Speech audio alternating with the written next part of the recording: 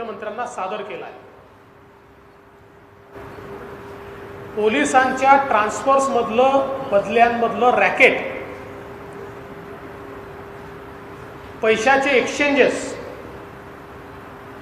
त्यातली दलाली या संदर्भातलं संपूर्ण ट्रान्स्क्रिप्ट सहित एक रिपोर्ट हा तत्कालीन पोलीस महासंचालक श्री सुबोध जयस्वाल यांनी सादर केला होता। तेव्हाच्या कमिशनर इंटेलिजन्सच्या थ्रू तो रिपोर्ट माननीय मुख्यमंत्र्यांकडे गेला होता। तो रिपोर्ट मुख्यमंत्र्यांकडनं गृहमंत्र्यांकडे गेला आणि त्याच्यावर कुठलीही पुढची कारवाई झाली नाही। सुबोध जयस्वाल यांच्यासारखा एक प्रामाणिक अधिकारी महाराष्ट्र सोडून केंद्रीय सेवेमध्ये, कारण महाराष्ट्राचं पोलीस महासंचालक पद हे देशातलं एक सगळ्यात महत्त्वाचं पद मानलं जातं, परंतु ते पद सोडून केंद्राच्या सेवेत 1.5 वर्ष असताना 2 वर्ष असताना त्या ठिकाणी निघून गेले। याचं कारणच हे होतं की इतकं भयानक सगळं प्रकरण प्रॉपर चॅनलनी रेकॉर्डवर आणून मुख्यमंत्र्यांकडे सादर केल्यानंतर त्याची साधी इन्क्वायरी देखील त्यावेळी शासनाने लावली नाही। आणि मुळात हे जे काही प्रकरण होतं यामध्ये महाराष्ट्राच्या इंटेलिजन्सला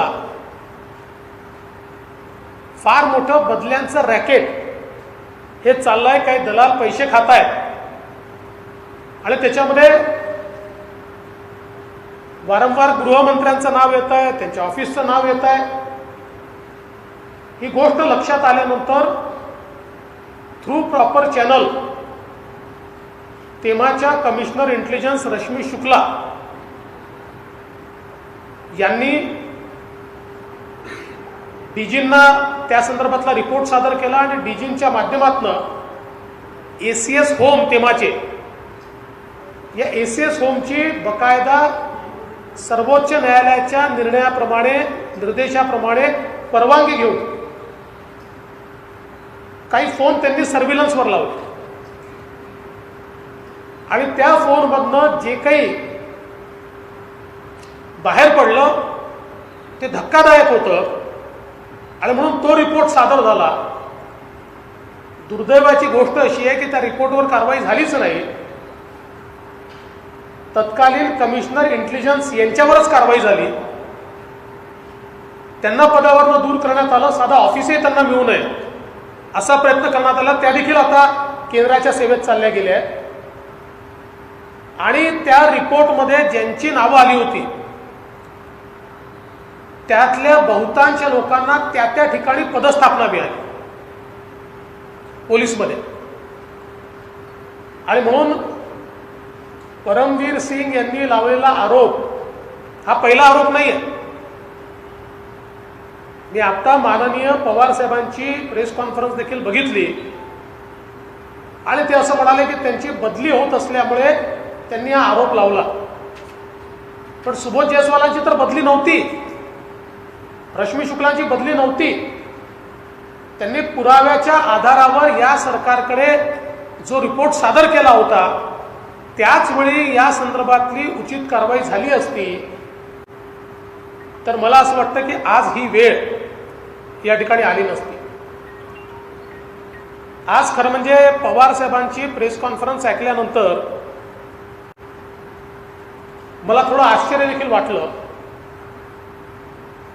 पण मी त्यांना दोष देणार नाही। या सरकारचे निर्माते ते आहेत आणि त्यामुळे निर्मात्यांना आपलं सरकार कसंही वागलं तरी ते डिफेंड करण्याची भूमिका ही त्या ठिकाणी घ्यावी लागते। त्यांनी ज्यावेळी सांगितलं की वाझे यांना परमवीर सिंग यांनी घेतलं, खरंच आहे, परमवीर सिंग यांची समिती त्या ठिकाणी होती. त्या समितीत अनेक लोक होते. त्या समितीने निर्णय घेतला आणि वाझेंना रिइन्स्टेट केलं. आणि त्यांना रिइन्स्टेट केल्यानंतर सगळ्यात महत्त्वाची जागा देण्यात आली. सरकार झोपलं होतं, सरकारला माहिती नव्हतं,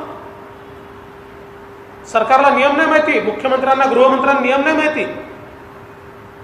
एखाद्या व्यक्ती सस्पेंड असलेला जर तुम्ही काही कारणाने परत घेतला, त्याला एक्झिक्युटिव्ह पोस्ट देता येत नाही, हे सरकारला माहिती नाही आहे. आणि एवढंच नाही तर सगळ्या महत्त्वाच्या केसेस या त्यांच्याचकडे त्या ठिकाणी देण्यात आला.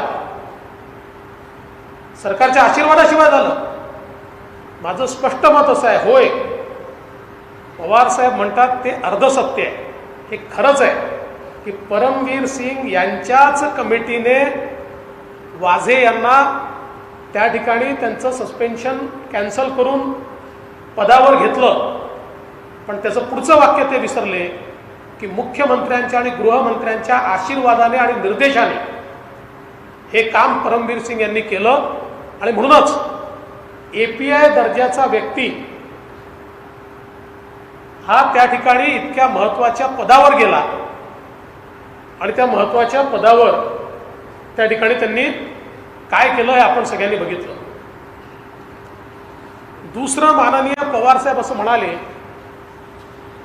की आता या घटनेची चौकशी जुलिओ रिबेरो साहेबांनी करावी. रिबेरो साहेबांबद्दल सर्वांनाच आदर आहे. त्यांचं वय, त्यांचा अनुभव. महत्वाची गोष्ट अशी आहे, ही चौकशी केवळ परमवीर सिंगांची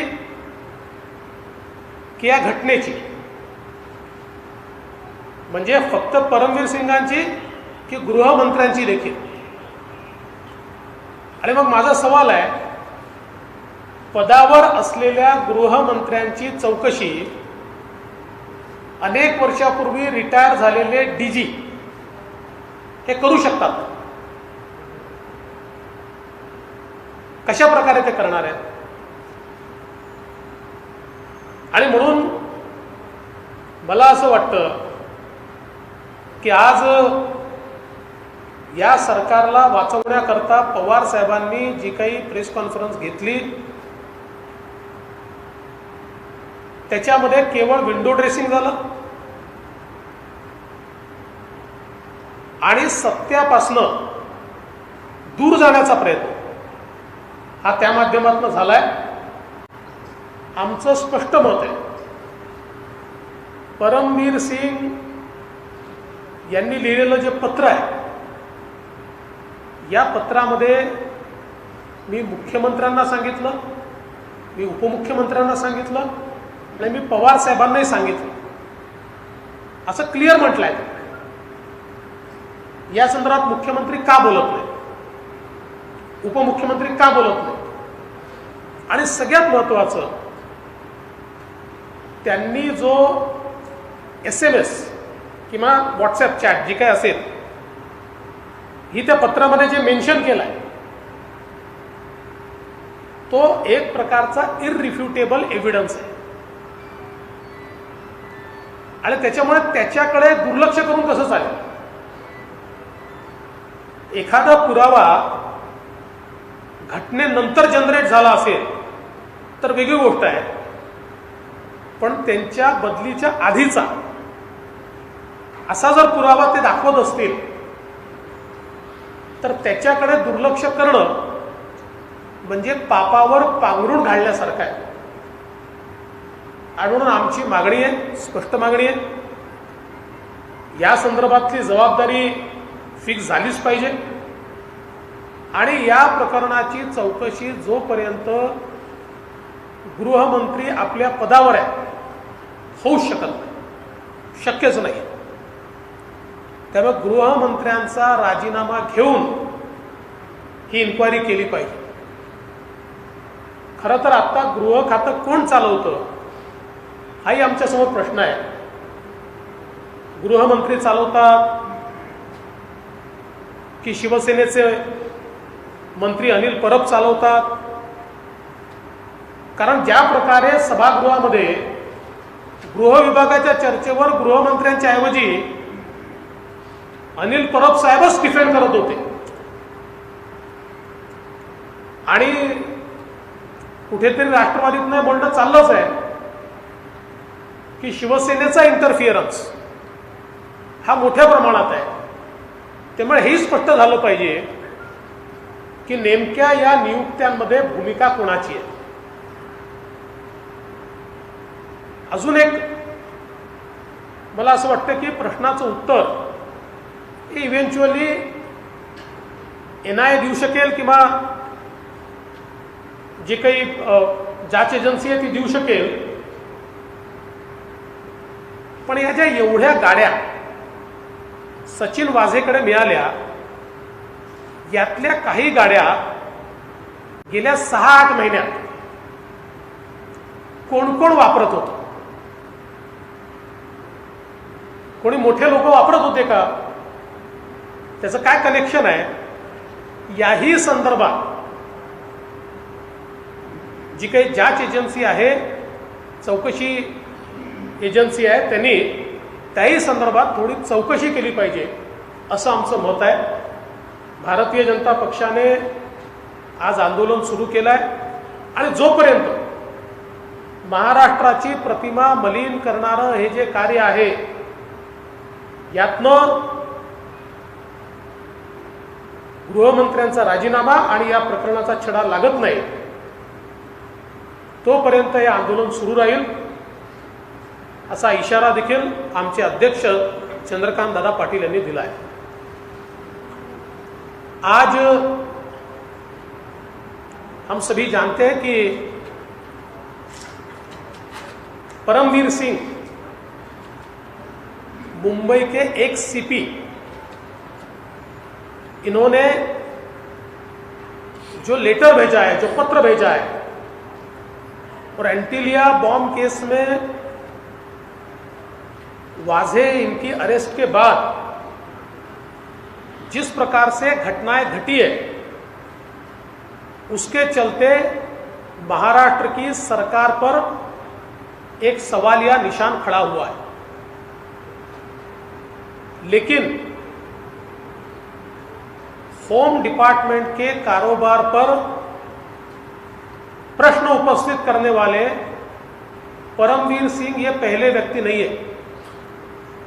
इससे पहले महाराष्ट्र के सर्विंग DG, जो भी DG CISF है, श्री सुबोध जायसवाल जी, इन्होंने होम डिपार्टमेंट में होने वाली रिश्वतखोरी, हफ्ताखोरी और तबादलों में होने वाली दलाली, इसके ऊपर एक एक्सटेंसिव रिपोर्ट ये माननीय मुख्यमंत्री जी को हैंडओवर की है. जिस समय यह ध्यान में आया था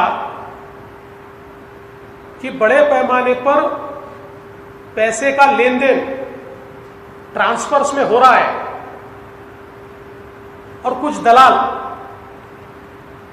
ये सरकार के कुछ लोगों के साथ मिलकर और गृह मंत्रालय के भी, गृह मंत्री के कार्यालय के भी और गृह मंत्री जी का नाम लेकर भी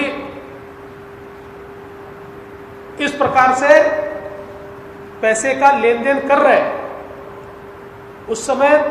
उस समय की कमिश्नर इंटेलिजेंस श्रीमती रश्मि शुक्ला, इन्होंने ये बात DG साहब के ध्यान में लाकर दी.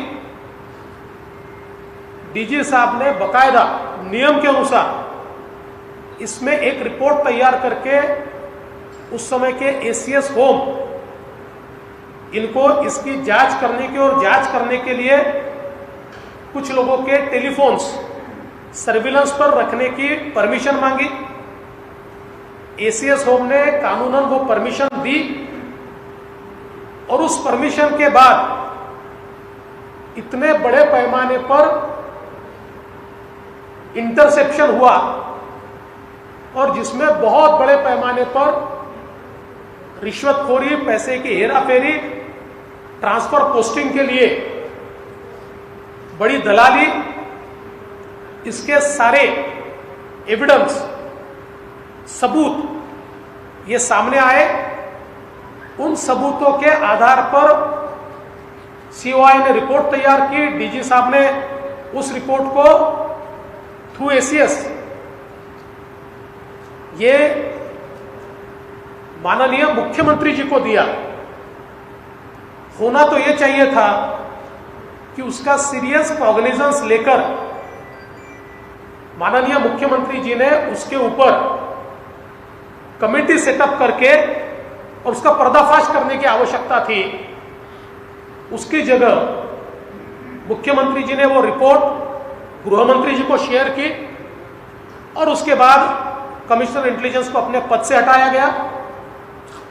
और आश्चर्य की बात यह हुई कि डीजी के ऊपर, सुबोध जायसवाल जी के ऊपर यह दबाव बनाया गया कि जिनके नाम उस पूरे दलाली के रैकेट में बार बार आते हैं, ऐसे कई अफसरों को उसी जगह पर जहां दलालों के इंटरसेप्शन में उनको देने की बात कही गई है, वहीं पर उनको पोस्टिंग देने की बात कही गई। और जिसको डीजी सुबोध जायसवाल जी ने विरोध किया। और जब ये बातें नहीं मानी जा रही है और उनको वहीं पर पोस्टिंग दिया जा रहा है, ये ध्यान में आया तो सुबोध जायसवाल जी सेंट्रल डेपुटेशन पर सीआईएसएफ में चले गए। अभी तो सीओआई भी उस समय की सेंट्रल डेपुटेशन में चली गई है, लेकिन उस समय अगर ये रिश्वतखोरी, दलाली अगर रोकी जाती और कार्रवाई होती तो आज की ये परिस्थिति हमको देखने को नहीं मिलती। और वो रिपोर्ट अभी भी सरकार के पास मौजूद है। सरकार, मुझे पता है, उसको बाहर नहीं निकालेगी, लेकिन मैं दावे के साथ और पुख्ता जानकारी के साथ कह सकता हूं कि सरकार के पास इनवर्ड वो रिपोर्ट हुई है। आज मैंने माननीय पवार साहब की प्रेस कॉन्फ्रेंस भी देखी और इस सरकार को बचाने की जिम्मेदारी ये पवार साहब ने अपने कंधे पर ली है। इस सरकार को मैन्युफैक्चर ही पवार साहब ने किया है और इसलिए वो ये मानते हैं कि उनकी जिम्मेदारी है कि उनका जो प्रोडक्ट है उसको वो सेफगार्ड करे। और इसीलिए माननीय पवार साहब ने आज जो बातें अपनी प्रेस में कही, मुझे लगता है कि कुछ बातें महाभारत में नरोवा कुंजरोवा, अश्वत्थामा मरे लेकिन हाथी मरा या व्यक्ति मरा, इस प्रकार से उन्होंने आधी बात कही। ये बात सही है कि वाजे इनको नियुक्त करने के लिए एपिलेट कमेटी, ये परमवीर सिंह इनकी अध्यक्षता में ही थी। नियम के अनुसार उनकी अध्यक्षता में वो कमेटी होती है, उस कमेटी ने निर्णय लिया। लेकिन वो निर्णय लेने के बाद सबसे महत्वपूर्ण जगह वाजे को दी गई। सारे महत्वपूर्ण केसेस वाजे इनको दिए गए। क्या सरकार को यह पता नहीं था? क्या मुख्यमंत्री और गृहमंत्री सोए थे? क्या उनको इसकी जानकारी नहीं थी? ये बात सही है, श्री परमवीर सिंह इनकी कमेटी ने वाजे इनको रीइंस्टेट किया, लेकिन उसके बाद पवार साहब ने यह भी कह देना चाहिए कि मुख्यमंत्री और गृह मंत्री के इंस्ट्रक्शन पर किया। उनके ही कहने पर उनको वो महत्वपूर्ण जगह दी गई और सारे केसेस जो उनके अख्तियार में नहीं भी आते, सीआईयू के अख्तियार में नहीं भी आते, वो सारे केसेस उनको दिए गए। बिना आशीर्वाद के ये चीजें नहीं हो सकती। और मैं तो पूछना चाहता हूं कि सचिन वाजे ये कितने बार गृह मंत्री के पास दिखे? इसका भी कहीं ना कहीं जवाब आना चाहिए। तो इसलिए अपने ऊपर की बात टालने की बात ये जो पवार साहब ने कही है मैं उससे सहमत नहीं हूं। सरकार के आशीर्वाद से वाजे उस जगह पर आए थे। दूसरी बात माननीय पवार साहब ने ये कही कि जूलियो रिबेरो जी ये इसकी जांच करे। मैं सवाल पूछना चाहता हूं, जूलियो रिबेरो जी बहुत आदरणीय व्यक्तित्व है, पुलिस महकमे में उनका नाम बड़ा है, उनकी उम्र भी काफी है, अनुभव भी बड़ा है, पर मैं सवाल पूछना चाहता हूं कि वे तो कहते हैं कि इस पूरी घटना की जांच करे, तो केवल परमवीर सिंह की जांच करे या घटना के एक मुख्य किरदार महाराष्ट्र के गृह मंत्री की भी जांच करे? और अगर महाराष्ट्र के गृह मंत्री की जांच करना है तो क्या सर्विंग गृह मंत्री की जांच एक रिटायर्ड 10, 12, 15 साल पहले, 20 साल पहले जो रिटायर्ड हुए ऐसे डीजी कर सकते हैं क्या? क्या वो अथॉरिटी उनके पास होती है? क्या उनको मिल सकती है? और अगर दे भी दी तो क्या वो कर पाएंगे? क्या ऐसे निष्पक्ष जांच हो पाएगी? इसलिए मुझे लगता है विंडो ड्रेसिंग बंद होना चाहिए। अगर पवार साहब को लगता है, क्योंकि पवार साहब का पहला स्टेटमेंट बहुत महत्व का था, उन्होंने कहा यह बहुत गंभीर आरोप है।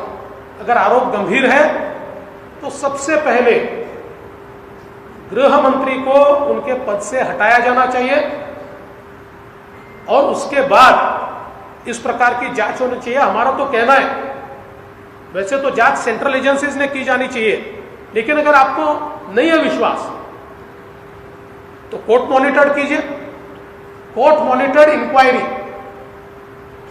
ये इसमें सॉल्यूशन है जिसमें दूध का दूध पानी का पानी आएगा।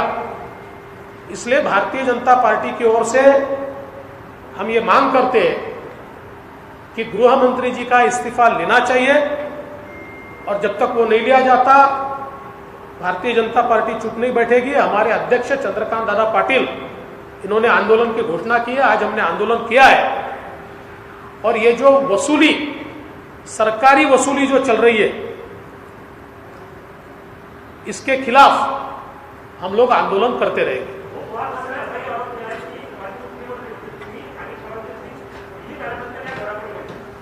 नाही, मी त्यांचं म्हणणं त्या ठिकाणी ऐकलं। ते म्हणाले माझ्याजवळ कुठलाही असा पुरावा नाही आहे, मी दिल्लीत होतो तर ओपन होतो, मी तर लपून नव्हतो दिल्लीमध्ये, मी तर दिल्लीला जाऊन प्रेस कॉन्फरन्स घेतली आहे।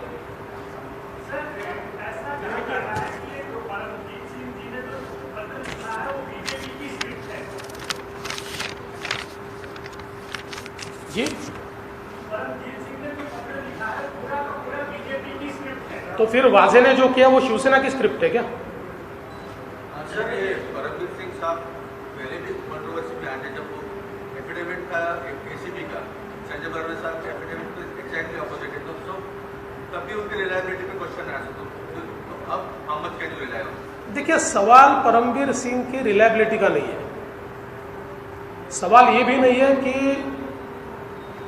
वो क्या कह रहे हैं और क्या नहीं कह रहे। सवाल ये है, एक सर्विंग डीजी रैंक ऑफिसर अपने गृह मंत्री के खिलाफ एसएमएस का या व्हाट्सएप का एविडेंस जोड़कर पैसे मांगने की बात करता है, तो क्या हम उसको नजरअंदाज कर देंगे? क्या हम उसको छोड़ देंगे? ये रिटायर्ड ऑफिसर नहीं है, सर्विंग ऑफिसर है, डीजी रैंक का ऑफिसर है और इसलिए उनकी रिलायबिलिटी के ऊपर अलग क्वेश्चन किसी को लगाना तो लगा सकता है, पर क्या इससे गृह मंत्री जी को रिलायबिलिटी मिल जाएगी? और मैं तो उसके आगे की बात कह रहा हूं कि परमवीर सिंह तो दूसरे आदमी है, पहले आदमी तो सुबोध जायसवाल है जिन्होंने ऑफिशियल चैनल से अपना रिपोर्ट दिया हुआ है।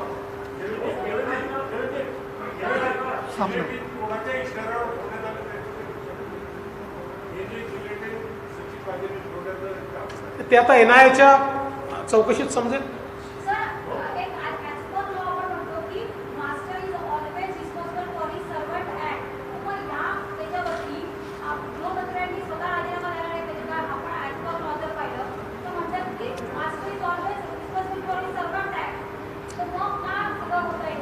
नाही, सर्वंटच्या ऍक्ट करता मास्टर रिस्पॉन्सिबल आहे हे सोडून द्या, पुढची गोष्ट आहे। डायरेक्ट मास्टरवर त्यांचे अधिकारी पुराव्यासहित आरोप करतायत, त्यामुळे त्यांनी राजीनामा दिलाच पाहिजे.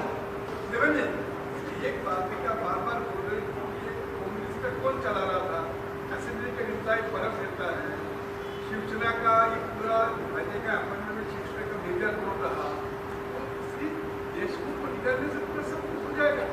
तो इसका जो पीछे का जो किरदार है उस पर आप कुछ नहीं बोलते. देखिए, आपने बिल्कुल सही बात कही है, लेकिन पहले तो देशमुख इनका इस्तीफा आना चाहिए. प्राइम रिस्पॉन्सिबिलिटी जिनकी है वही इस्तीफा नहीं देंगे तो बाकी लोगों से अपेक्षा क्या करें. इसलिए हमारा कहना है पहले उनका इस्तीफा आना चाहिए. तार तो बहुत जुड़ते हैं. मैंने आज श्री राज ठाकरे इनकी भी प्रेस कॉन्फ्रेंस देखी और उन्होंने बड़े अच्छे तरीके से कहा कि अगर इसकी ठीक से जांच हुई तो कई फटाके फूटेंगे. ये जो रिपोर्ट की बात आप कर रहे हैं जसवंत जी का जो रिपोर्ट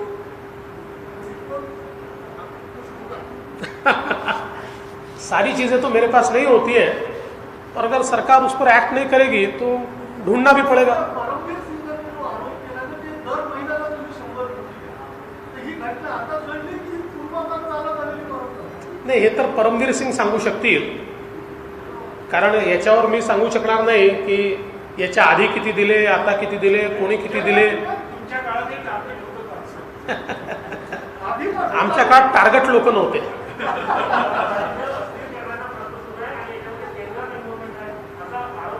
काय काय हा इथे ठरलाय, आम्ही तमाशे करू, आम्ही भ्रष्टाचार करू, आम्ही अनाचार करू, आम्ही दुराचार करू, पण तुम्ही प्रश्न विचारला तर राज्य अस्थिर करण्याचा प्रयत्न आणि महाराष्ट्र द्रोह, हे ठरलेलं उत्तर. या उत्तराकडे लक्ष देत नाही. आज पहिल्यांदा मला असं वाटतं की राऊत साहेबांनी आत्मचिंतन केलं आहे. त्यांचं सकाळचं मी ऐकलं. पहिल्यांदा आत्मचिंतन हे संजय राऊत साहेबांनी केल्याचं लक्षात येत आहे.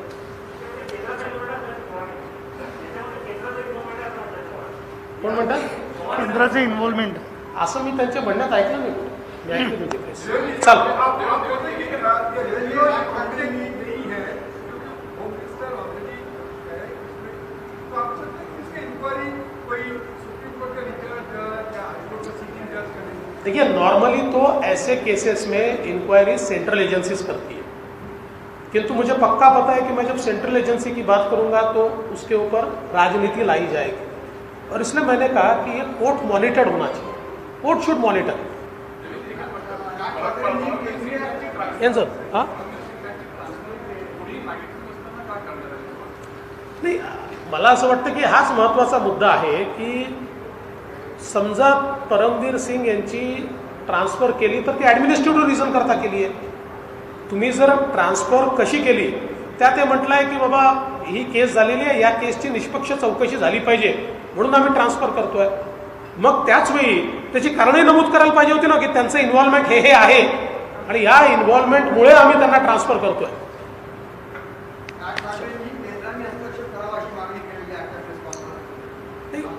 राज ठाकरेंनी जी मागणी केली आहे की केंद्राने हस्तक्षेप करावा, ती मागणी योग्यच आहे. आणि मला असं वाटतं की आता NIAची इन्क्वायरी चाललेली आहे, त्यात अनेक गोष्टी बाहेर येतील. पण हेही खरं आहे की आत्ता हे जे प्रकरण बाहेर आलेलं आहे यातही केंद्र सरकारने हस्तक्षेप केला पाहिजे. मला असं वाटतं त्या संदर्भात उचित निर्णय केंद्र सरकार घेईल. मी काही त्या संदर्भात म्हणजे मला काही ती अथॉरिटी नाही आहे बोलायची.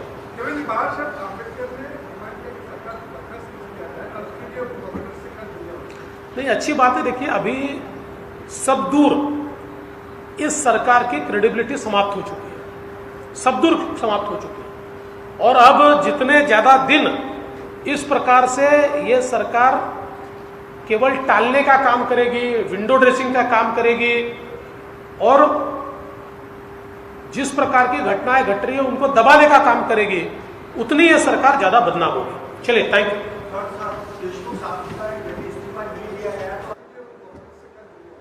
नहीं, अच्छी बात है. देखिए, अभी इस सरकार की क्रेडिबिलिटी समाप्त हो चुकी है.